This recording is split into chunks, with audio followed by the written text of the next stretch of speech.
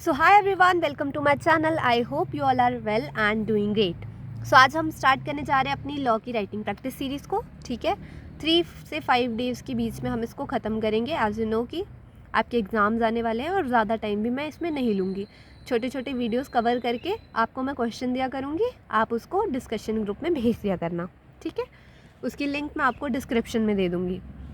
सो देखिए, सबसे पहले हम बात करेंगे पेपर पैटर्न पे।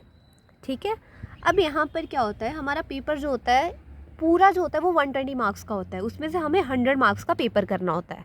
ठीक है, अब उसमें क्या होता है कि 6 क्वेश्चन होते हैं और हर क्वेश्चन जो है वो 20 मार्क्स कवर करता है और वो 20 मार्क्स आपके 120 हो जाते हैं। पर हमें पेपर कितने का करना है? 100 मार्क्स का। तो उसमें क्या होता है कि क्वेश्चन जो आपके टोटल 6 हैं उसमें से आपका फर्स्ट क्वेश्चन कंपलसरी होता है जो आपको करना ही करना है। रिमेनिंग आपके पास बचते हैं 5, उसमें से आप कोई 4 क्वेश्चन अटेम्प्ट करते हैं। ठीक है, अब देखिए, जब आप इसमें से कोई 4 करेंगे, ठीक है, और कंपलसरी में से एक करेंगे तो आपके पास कितने हो जाएंगे? 5 को 20 से मल्टीप्लाई करेंगे तो आपके पास आ जाएंगे 100 मार्क्स और आपका पेपर यहाँ ख़त्म होता है। ठीक है, और जर्नल डिवीज़न अब कैसे होती है? जैसे हमारे क्वेश्चन हैं, वेट अ सेकेंड, सी, अब हमारे क्वेश्चन देखो 5-6 क्वेश्चन होंगे, वो सारे कैसे बंटे होंगे? मेनली क्या होता है, 3 पार्ट होते हैं, 3 सब पार्ट होते हैं हर क्वेश्चन में। ठीक है, 7 से 6 मार्क्स के बीच के क्वेश्चन रहते हैं, उससे ज़्यादा बड़े नहीं जाते हैं। बट जैसे नया पैटर्न आया है, मैंने देखा जून का, ठीक है, तो उसमें क्या हुआ, सितंबर का, उसमें क्या हुआ है कि आगे सब डिवीज़न हो जाती है। 7 मार्क्स के क्वेश्चन को आगे 4 और 3 मार्क्स में सब डिवाइड कर दिया हुआ है कि 7 मार्क्स का क्वेश्चन है 1, ठीक है, ए और बी पार्ट उसके सब पार्ट हैं और ये भी आपको करने पड़ते हैं। ठीक है, तो अब यहाँ पे 3 क्वेश्चन तो बनते ही बनते हैं हर पार्ट में। ठीक है, क्वेश्चन नंबर 1 होगा उसके 3 होंगे, 2 होगा उसके 3 होंगे, आगे उनके सब पार्ट भी हो सकते हैं।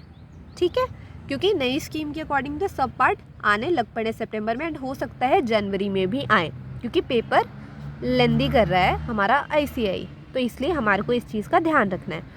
तो आपका हो सकता है 7 मार्क्स का एक मंथ है, 7 मार्क्स का दूसरा और 6 मार्क्स का तीसरा, तो हो सकता है ये 4-3 में बन जाए, ये भी 4-3 में बन जाए और ये 3-3 में बन जाए, या फिर हो सकता है ये दोनों बन जाए, ये प्रॉपर 6 का आ जाए, है ना। तो इनको जो अटैम्प्ट करना होता है वो भी फिर अलग अलग तरीके से अटैम्प्ट किया जाता है। अगर आपका 2 से 3 मार्क्स का क्वेश्चन रहेगा उसको अलग तरीके से अटैम्प्ट करते हैं, और अगर आपका 7 मार्क्स का क्वेश्चन रहेगा या 6 मार्क्स का, है ना, 4 से 6 का, 4 से 7 का, ठीक है, उसको अलग तरीके से अटैम्प्ट करते हैं। Got it? आई होप आपको इतना समझ आ गया जितना मैंने समझाया कि पेपर पैटर्न आपका क्या होता है। Now let's move on to the next page. अब आपको पता है कि आपको मिलता है रीडिंग टाइम 15 मिनट्स का। ठीक है, इन 15 मिनट्स को आप कैसे यूटिलाइज़ करेंगे? ठीक है, देखो, क्वेश्चन 1 जो है आपका वो तो कंपलसरी ही है, कंपलसरी है, तो उसको छोड़ो। पहले आप सबसे पहले जब आपको 15 मिनट मतलब मिलेंगे तो आप सबसे पहले क्वेश्चन 2, 3, 4, 5, 6 में से ये डिसाइड करेंगे कि मुझे कौन सा क्वेश्चन छोड़ना है।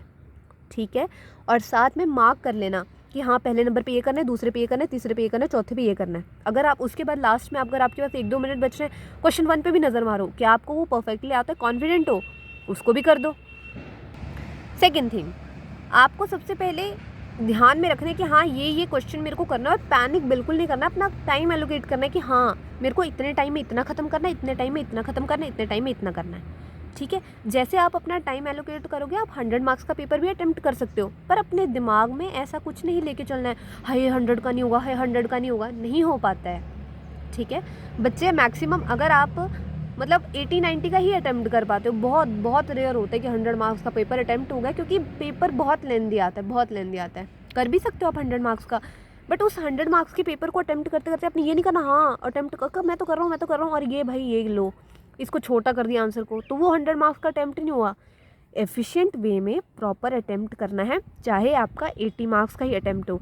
अगर आपका 100 मार्क्स का करके भी आपका 45 मार्क्स आ रहे हैं और 80 मार्क्स का करके भी आपका 45 मार्क्स आ रहे हैं, तो फिर क्या ज़्यादा बेटर है, मुझे बताओ?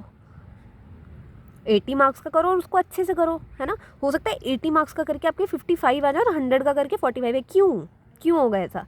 क्योंकि आपने पीछे क्वेश्चन छोटे छोटे कर दिए होंगे, उसके नंबर नहीं मिलेंगे, 0 0 0 हो जाएगा, वहाँ पे एक एक मिलता रहेगा, है ना।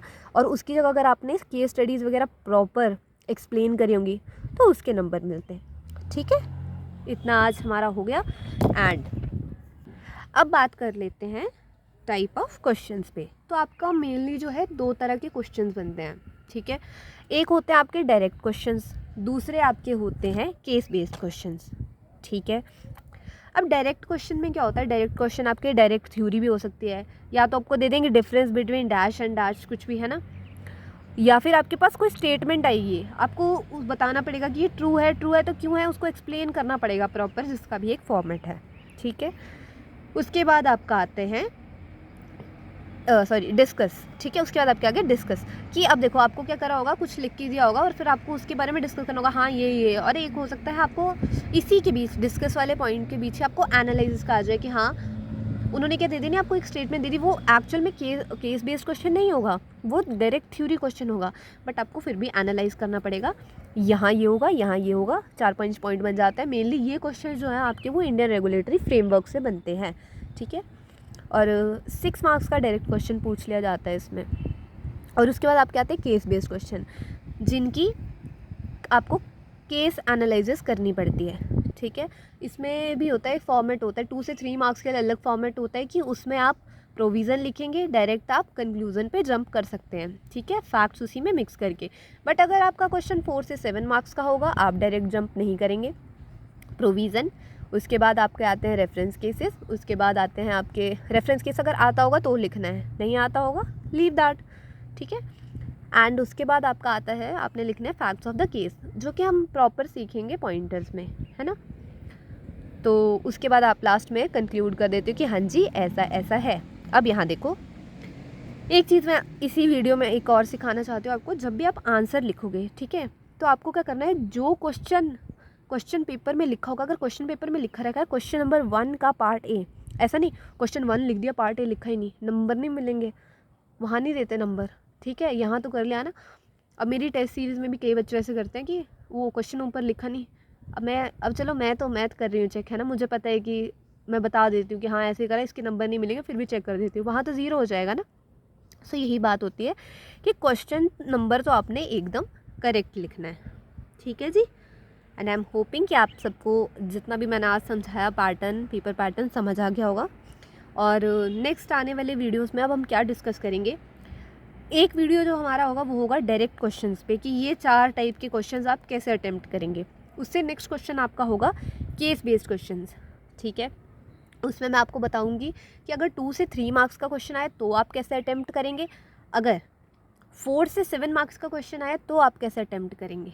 ठीक है जी, और मैं आज ही इसी वीडियो में बता देती हूँ, मैं बार बार नहीं बताऊँगी, कि मैं आपको कुछ क्वेश्चंस करने को दूँगी, है ना, और आपको उसी तरह से जैसे मैंने दिए होंगे, जैसे मैंने सिखाया होगा उसी तरह से वो क्वेश्चंस करने हैं। मैं ग्रुप की, मेरे वाले ग्रुप की, जो मेरा मेन ग्रुप है that is learn with Shreya, उस पर मैंने डाल देना है एंड क्वेश्चंस को, है ना। एंड आपने आंसर्स जो है वो डिस्कशन ग्रुप हमारा सी सिंड्रेला क्लासेस वाला है, उसी में आपने डाल देना है।